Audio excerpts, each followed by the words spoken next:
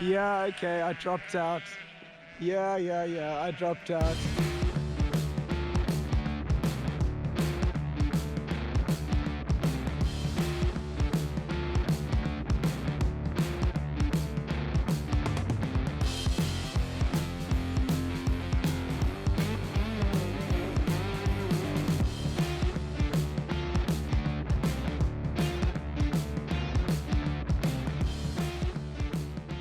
I'm here with Stephen, and he's got tights.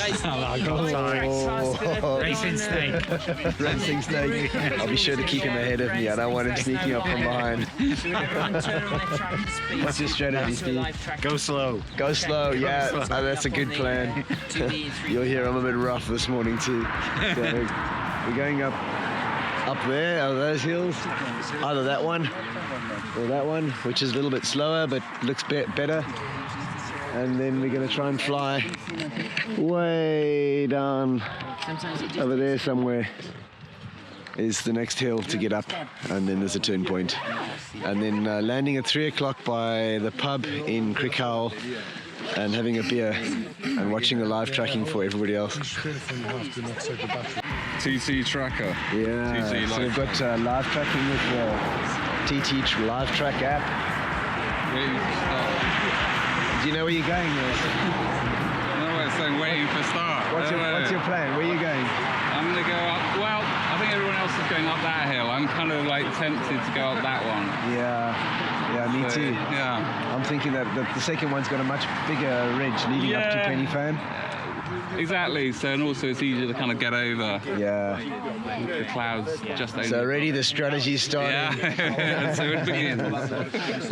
We'll see. And we've got some forecast rain for kind of mid-afternoon, so we've got to get going and get flying. The tricky bit being that if you go too early, it's just ridge soaring, and then there's a lot of walking. And if you wait for the thermals, the rain might come in. Let's see what happens. Yeah. The link's up, it's like a lunch. And we have our all-girl team here. Hey! Girl power. Girl power. Hey, Seb. Welcome. Welcome to your own event. So Seb came into goal last year, did a very good run, and this year he's planning to come into Crickhowell at about, 3 o'clock for beers? Yeah, there we go. And here we have the legendary Volvo pilot, Tim Petrie. Yeah, it's just had a major kit failure. Oh, God, look at what's going on here. I need anyone got a screwdriver? Clearly, this is not the X-Alps. Ooh. Stephen's looking light. I'm going to help him a bit here and make his bag 300 grams. Here's a race director, Ali. It's fun, isn't it? Yay! We can just sneak in here, and then I'll just ring. I just ring, and I end up at the goal in Crickhowell. Oh, they stole the phone. Right, guys, let's look at 3 tracks from the race so you can get an idea of what we did and lessons along the way. And believe me, there are lots of lessons. It's always like that with Hike and Fly racing. There's so much to learn. So I hope you enjoy this post-race analysis. You can see the hills in front of us. And those are the 2 options that we talked about. Hill on the right, spine leading up to the high point. And we've got Tim Pentreath, who was the race winner, Seb Nichols, who came in just ahead of me, and Greg Hamilton. Where is Greg going? Quick update. Andy and I are smashing it for Team South. We're like, oh no, we've got people following us. They're catching us. And we've got to get up that hill over there. We've opted for the bigger hill. And a lot of them have gone over to that one. But we think our one's better. So we've been caught up A lot of team Spain, or Catalonia and France. These guys flew all the way over just for this race because it's epic. Why are you walking? Why are you walking? This is paragliding. Spain is there, no? Yeah. And look at this teeny tiny bag. This is ridiculous. So these guys got a tandem. So yeah, they need a bit of strong wind to get going. We'll see up on the top. You can see the two routes up to the top, and I'm doing a lot more groundwork here, going way off to the side. My thinking here is I'm expecting this little short ridge to be facing into the wind. I read the wind direction to be kind of west-northwest, looking at the clouds and what I could see.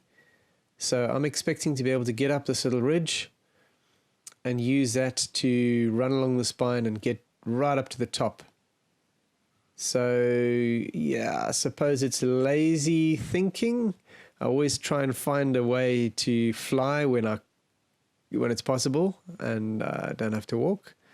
So if we just pause it there a little bit and have a look, you can see strategically, I'd say I've made a mistake. The other guys have had a quick walk in, less groundwork, and they are in a position where they're going to get right up to the peak. But if you have a look at the ground just upwind of them, you can see that they haven't flown off the slope. And I was a bit concerned that this slope, you can see it's got a front ridge and then it flattens off. I was thinking that it wouldn't be flyable, and it might not even be flyable right up the back here, or at least you'd have to walk all the way to the peak. Anyway, it's not so easy when you're making a decision looking at your phone in unfamiliar terrain, and I think in this case that's my first mistake. Let's see if I can recover from that. But it's soarable here already, so I'm just going to lay out here.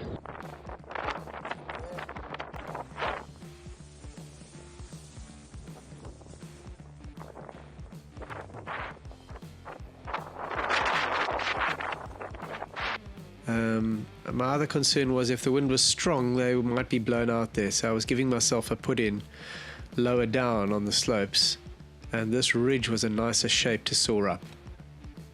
So there we go. We're all in the same position, and I'm scooting off downwind. Now that's pretty much straight downwind. If we pause it again and have a look at this ridge system, we're pretty much looking down track now with the wind. You can see the thermal drift here on the right. So it's quite tricky. There are ridges and then deep valleys, ridge, deep valley, ridge, deep valley. So if you go over too low, you're going to get rotor from each of these spines. So the trick is to stay to the right, up near the high ground, and to try and pick off little thermals to jump along down track. So we make our way down to the corner. I did a little exploratory push here and could see that there was no lift as I was pushing out into the valley. There were some pilots down on the left here that were just parked, sitting in a strong wind. So the base wind is starting to increase, and it's predicted to increase through the day. So Seb and I hold at this last bowl. That's kind of the last bowl that you can still soar this westerly wind, and after that the terrain's really not that good.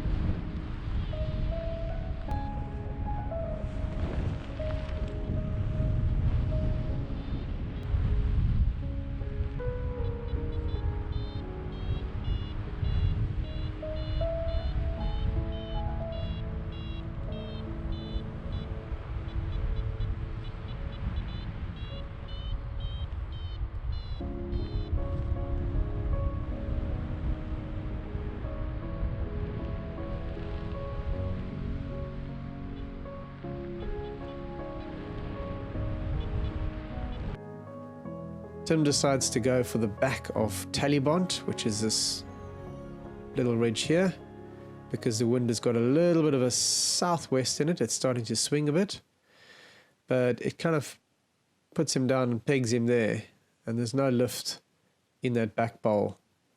Now, I think looking at the terrain there, it's a bit of a risky move. There isn't an obvious nice big feeder for that ridge, but it's south facing and maybe the wind will swing around a little bit more. Seb and I are just holding ground in this corner because there's nowhere else to go, and we're waiting for something to come through that will be good enough to clear the big transition that we've got coming.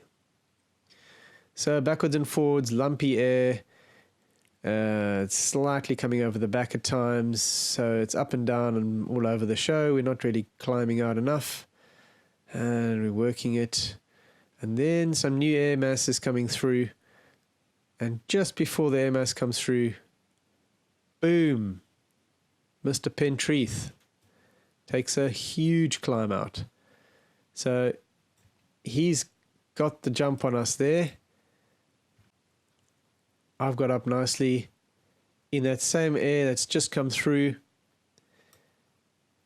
And here you can see the difference. I'm at cloud base. So I'm pushing forward in cloud base, and I'm hoping to create a good exit to get across the flatlands. But Tim got away just before that bad air mass came through, the lower cloud base, and he's got a huge amount more of his climb. So he was able to climb up to the original cumulus base, which is giving him enough height to do the transition right across the valley to the back ridge in the distance, which is where we're heading for. I'm trying to create a creative line on this massive cloud and go around the front of it, and Seb has just kind of cruised off from this corner, got a thermal and cruised away, and Seb has now got a big climb out. So here's something where I made a mistake. You can see on this terrain I've tried to follow the ridge line so that I don't go into the lee of it and get the lee side sink, and all that's done is it's just given me a long flat glide around into the valley. Seb's gone straight over the back and he's picked up a climb. If we have a look at Seb's climb, you will see it is coming off the back of the ridge that's in the lee. The wind's coming from the top of the picture, and he's got a nice feeder bowl there that's warmed up in the sun. It's a south facing ridge this side. It's protected from the wind. The warm air comes along, hits the forest, and kick, up he goes. So the route that I've taken has prevented me from finding that lee side thermal. I've been in the wind all the way on the exposed slope here, which is not going to have any thermals, and I've come around the corner, and I find my thermal in a similar position to Seb, but over the village where there's a little bit of heat and a bit of protection. So that little bit of difference that Seb's got on his height from that climb out is going to make all the difference when we get to the ridge on the other side of the valley. Oh, looks like Seb's had a bit of coffee. There we go. So Seb's at the top of the ridge, and I've only just managed to kind of dribble along, and I've ended up halfway up the ridge, which just isn't high enough to get into the soarable airflow which is up here on this exposed slope. So that was a good move from Seb, just going straight over the back, finding the thermal on the lee, and not so clever from me.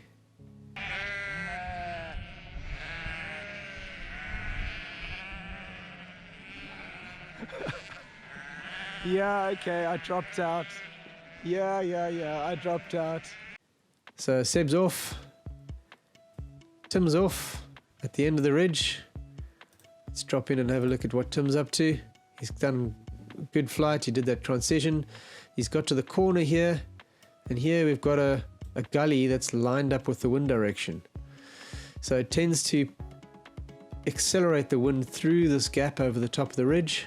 Means the thermals are very hard to come by and very blown away, and it's quite tricky to get away from this point.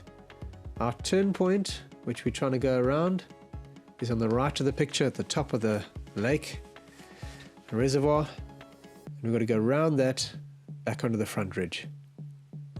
Looks like Tim's coming back to find something, doing a nice climb out, and you can see from the glide forward how strong the wind is. That's on the Omega X Alps 2. He's pushing forward. Quick sneaky relaunch. I've got to get up here and go along that way.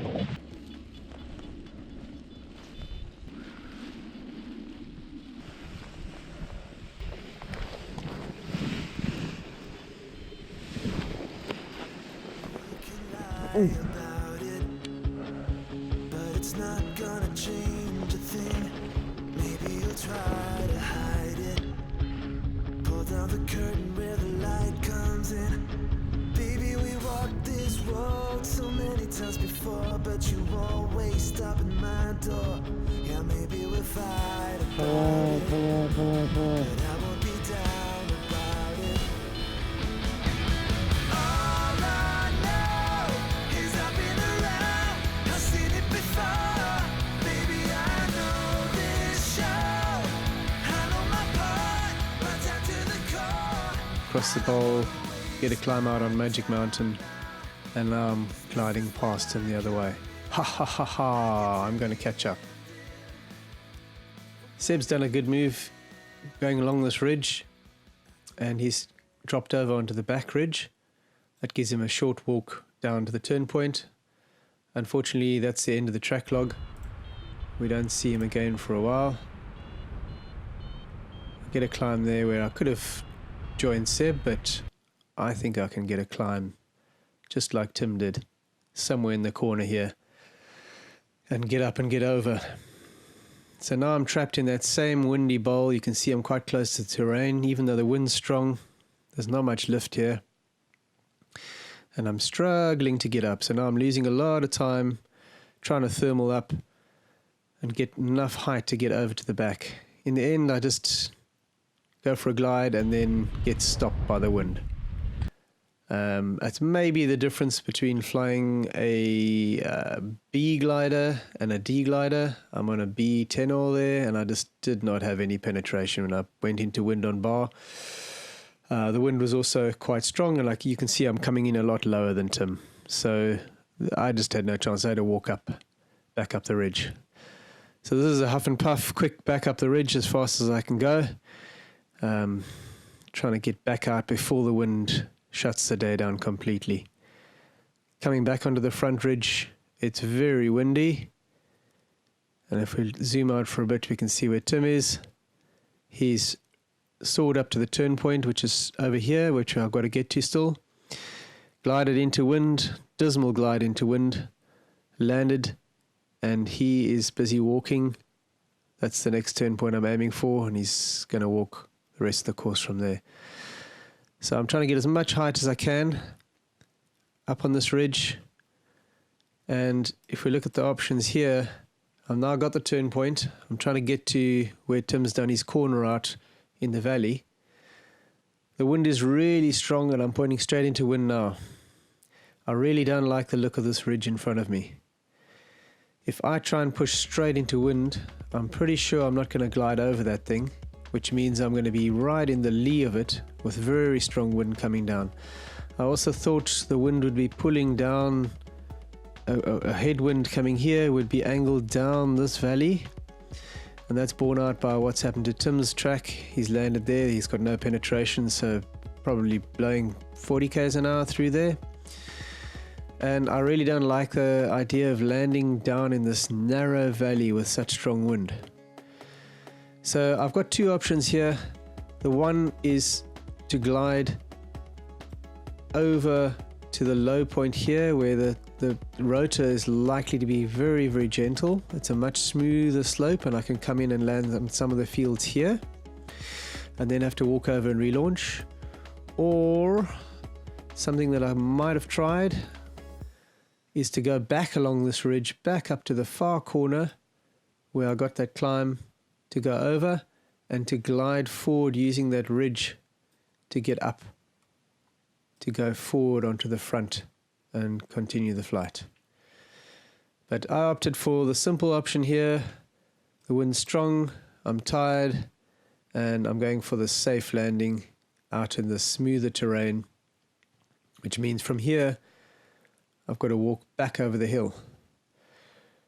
Now I can't see sneaky Mr. Tim Pentreath going past me because I'm not really watching live tracking, and reception's a bit spotty. It's pretty difficult to do that while you're racing. You just end up focused on your own performance and trying to conserve your energy. So here I suppose I could have gone straight up onto the top of the ridge, but the obvious hiking route was a gentle, steady incline that ran along the back of this valley. Problem with this is it's a lot of ground time without having an option to relaunch.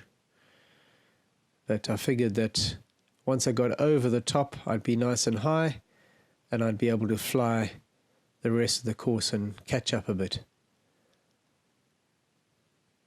It's beautiful terrain to hike here. It's very open. There's lots of hiking trails. So it's great. It's a great day out, even if you can't fly.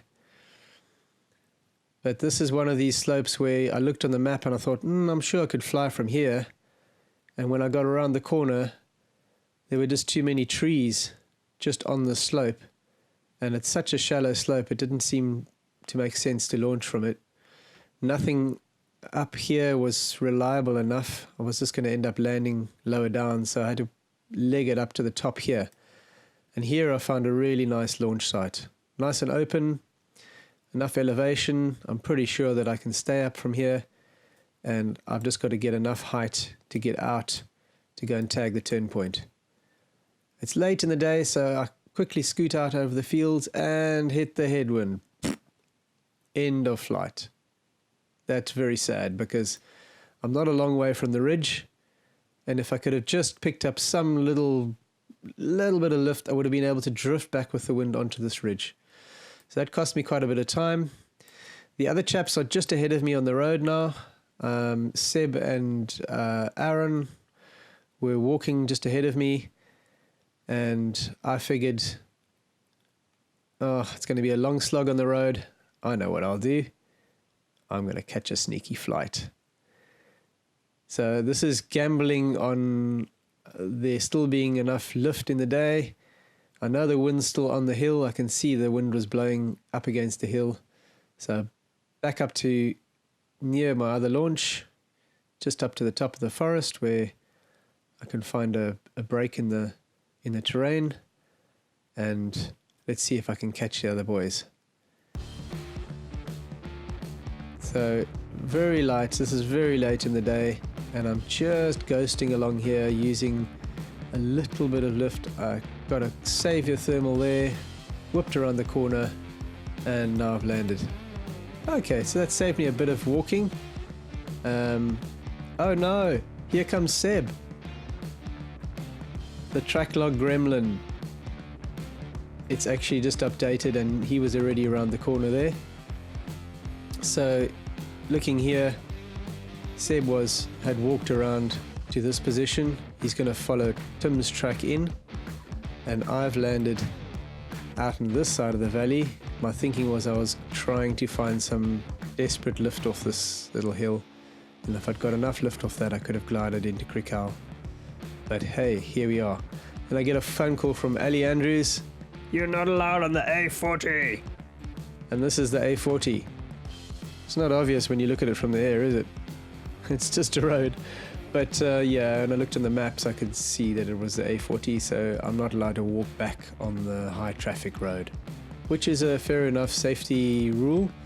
So my only option now is to walk up a trail that goes up the hill and comes back down into Crickhowell.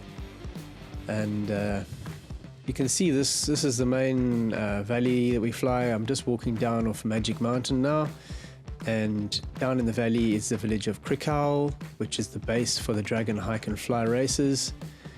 We usually fly any of these hills around Crickhowell and usually come back into Goal and Crickhowell. Right, thank you everyone for coming and racing again in Wales.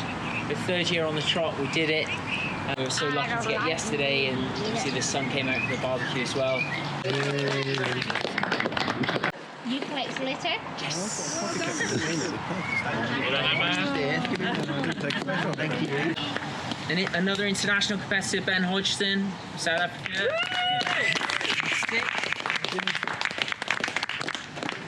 And fifth, another Safa. Greg Hansen. Team Safa.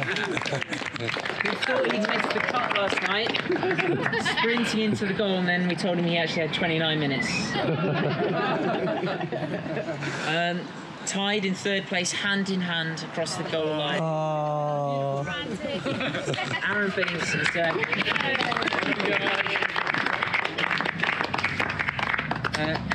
so last year Peter actually did rather well. I think Peter came about 9th last year, but he was airlifted off the mountain on day 1. But it just shows that if he'd bothered to keep going into day 2, he probably would have done quite well. He was 2nd place this year. Peter, what a comeback, mate. Well, and in his first hike and fly race ever, number 1, Tim Pentry.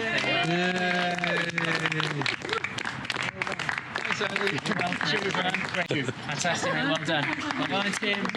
Yeah, big round for Ali and Rebecca. Thanks, guys. Very much.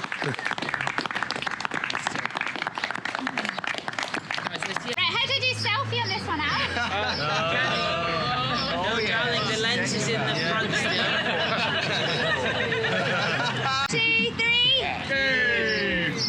3. So I would urge you to join the next one. There's one at the end of this week. It's a short dragon race. Otherwise, there's going to be another one next summer for sure. Come and join us. It's a lot of fun. You learn tons, no matter your level of experience. It's a safe environment to fly in, and it's brilliant. Thanks for watching. Hope you enjoyed this analysis. Hope it gives you some skills for cross-country flying and some tips and tricks. Keep in touch. Check out our channel for new productions, and don't forget to subscribe and click the little notification bell so that it pops up in your social feed. Thanks for watching. Catch you next time. Cheers.